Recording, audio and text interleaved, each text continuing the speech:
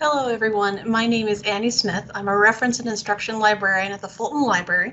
I'm also the subject librarian for English and Literature, and in this video I'm going to show you how to use Google Scholar to do a search strategy that I call chaining, where you look at citations to see how you can broaden and deepen's not a word, but increase the depth of your search by looking at who's citing who, and see if there are authors who are building off of interesting articles to say more interesting things.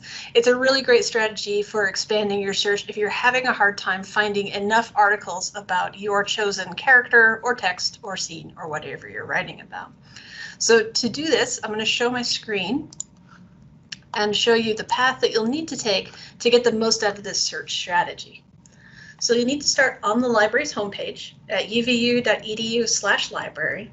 And this time you're going to go to the databases looking for a specific database, in this case, Google Scholar.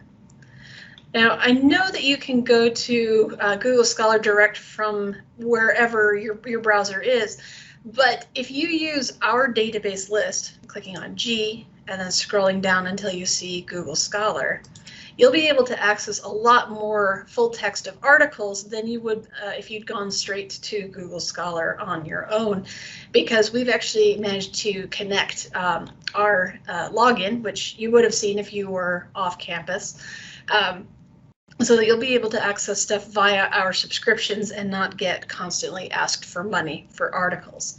The way this usually works is I don't do a general search the way that I normally do in the databases. Instead, I take what I've already found, any articles that look interesting, like this one here about the adventures of Huckleberry Finn and Reconstruction, and I grab the article title to start my search.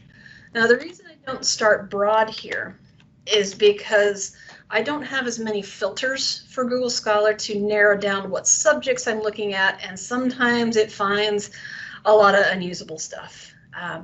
So I put in an article title from an article that I definitely found interesting, put quotation marks around it to tell Google Scholar to find this as a phrase rather than just picking out words here and there from my search. And you only will get one result. That's totally normal, because what I want is to see how many times this article has been cited by other ones. So this one's a fairly recent article, so that number is not that big. Totally fine. But if you click on cited by, you'll see that article, and you can use this possibly. Sometimes authors are doing what you are doing with your research, where you're taking pieces, parts, and reassembling them into a new article. If there are other things, or if there are more articles down here, you'll be able to scroll through and see what's available. And because you went through our login, you'll also see full text over here that you would have been charged for if you hadn't used our system. And if I click on PDF here, I'll get taken over to a copy of this particular article, and it actually happens to be in our Project Muse database, so I get the nice cover sheet with everything I need to cite it. And if I scroll down, here's my article. So that's kind of an example of expanding your search just based on titles, but sometimes I'll find a useful article and it looks really, really interesting, and I maybe find a part of it that an author quotes another author, and that is really helpful for my understanding of a particular character or whatever I'm writing about.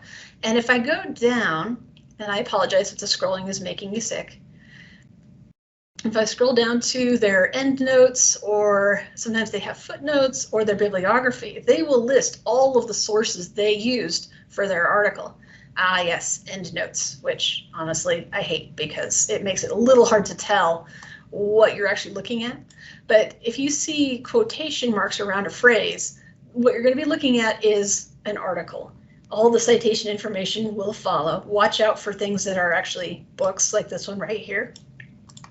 But if I find a good article, I can grab that title and bring it back to Google Scholar and see, can I find a copy of this, or can I see who has cited this in other directions? So this one's been out for at least 10 years, possibly 11. It's been cited 77 times, and I can see who has jumped off of this article to write new things. And I can also get full text for this particular one. So if I click on that PDF, It'll take me over to JSTOR, another one of our databases, get the cover sheet, and here's my article down below.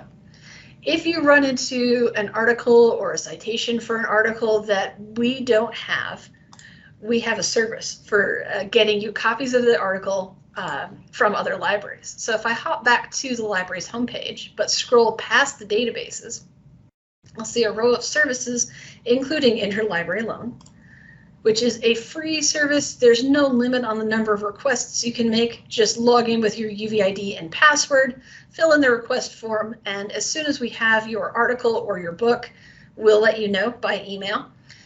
Articles take about 2-ish business days. Books take a little bit longer because they have to get mailed. But feel free to use this service. It is a lifesaver for a lot of students because sometimes you'll run into a topic that we just don't have a lot of full text for. If that happens, take full advantage of this. Request stuff early. Even if you end up not using it, we don't mind a bit. We want to help you guys get the information that you need to write your papers. So I really recommend using this chaining method to see, can I get more in depth on this topic? Can I get other perspectives? Can I grab full text from somewhere? So using this in combination with JSTOR, with Project Muse, helps you make an incredibly deep dive on your particular topic, and so that you won't have to worry about, did I miss an important perspective? Did I miss a landmark article? And as always, if you ever get stuck, come talk to a librarian. You can find me on the library's via the library's homepage. Just click on Research Guides. Scroll down to English and Literature, and there I am. Just click on my name and you'll be able to see my appointment link, my email, my phone, although email is the best way to get a hold of me. And if you make an appointment, don't worry that you're bugging me or bothering me. This is literally my job, and honestly, I love talking literature with English majors. So I'll be happy to help you with coming up with topic ideas, good keywords, good search strategies, and digging up more useful articles. So good luck, everybody. Happy searching.